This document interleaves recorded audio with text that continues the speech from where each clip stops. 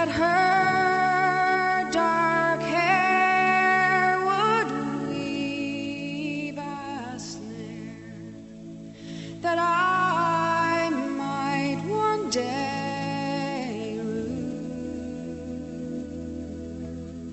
Penguin Moderns Volume 10, Patrick Kavanagh, The Great Hunger. Welcome to the 10th episode in this series. That means I'm 1/5 of the way through the 50 volumes in this collection. So the frontispiece reads, "Thank you sincerely for giving me my madness back, or nearly." So Patrick Kavanagh was born in 1904 in Inniskeen, Ireland, and he died in 1967, Dublin, Ireland. In Penguin Modern Classics, you can find his collected poems, The Green Fool, Terry Flynn, and selected poems. The back reads, "By turns tragic and comic, irascible and exalted, these are some of the best-loved poems by a writer who transformed Irish verse." So when it comes to Patrick Kavanagh, I didn't know anything about him. Nothing. And so I went into the poems blind. I read them all, and then I did research about him, finding out that I actually knew a little bit about him.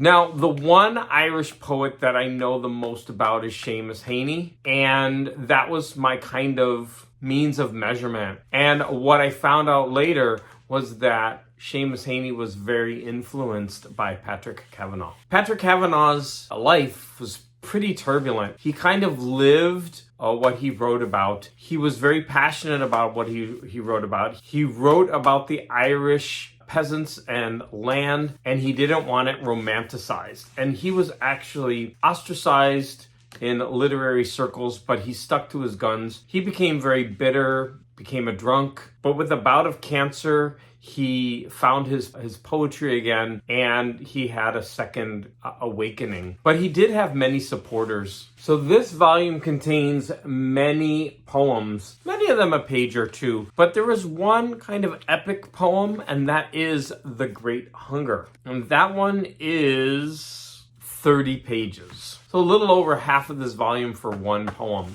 That was one of my favorite poems in this book. It is pretty epic. Now, most of the themes of these poems have to do with religion being the experiences that we have in nature. Here are some quotes from The Great Hunger. "And he knows that his own heart is calling his mother a liar. God's truth is life, even the grotesque shapes of its foulest fire. Come with me, imagination, into this iron house, and we will watch from the doorway the years run back." So this comes from the first part of the poem, The Great Hunger, and this sets up the stage of where we're going to be looking back over the character's life. "Yet sometimes when the sun comes through a gap, these men know God the Father in a tree. The Holy Spirit is the rising sap, and Christ will be the green leaves that will come at Easter from the sealed and guarded tomb.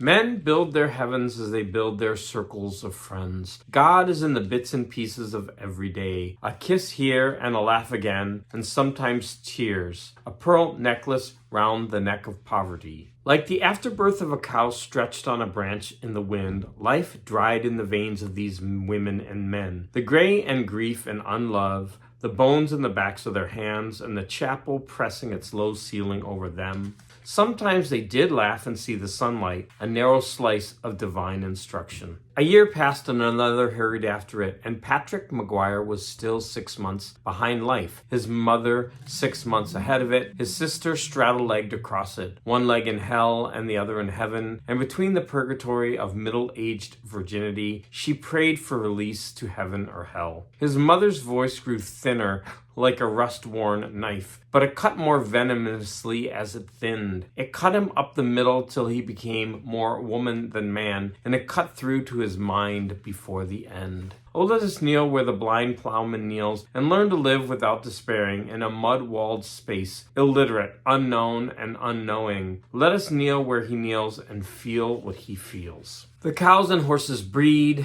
and the potato seed gives a bud and a root and rots in the good mother's way with her sons. The fledged bird is thrown from the nest on its own, but the peasant in his little acres is tied to a mother's womb by the wind-toughened navel cord, like a goat tethered to the stump of a tree. He circles around and around, wondering why it should be. No crash, no drama. That was how his life happened. No mad hooves galloping in the sky, but the weak, washy way of true tragedy. A sick horse nosing around the meadow for a clean place to die. That is just a small sampling of 30 pages of this epic poem. There are many beautiful lines and themes in this poem. We get the sense of a man who feels his life is wasted because he's stuck, but he learns to appreciate the beauty, the snatched pieces of beauty in life, even though he really is in control of his own life. There's a beautiful poem, In Memory of My Mother. I do not think of you lying in the wet clay of a Monaghan graveyard. I see you walking down a lane among the poplars on your way to the station.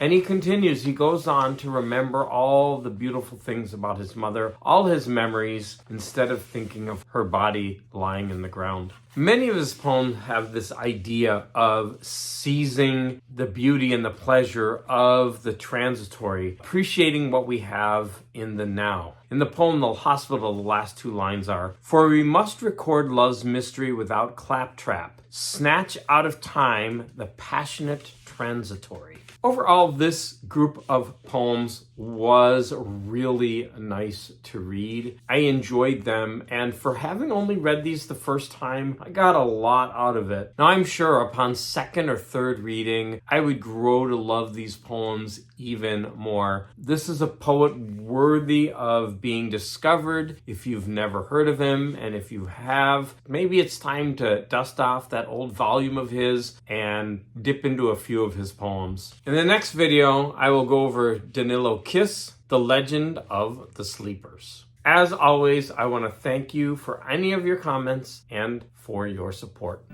On a quiet street where old ghosts meet, I see her walking now,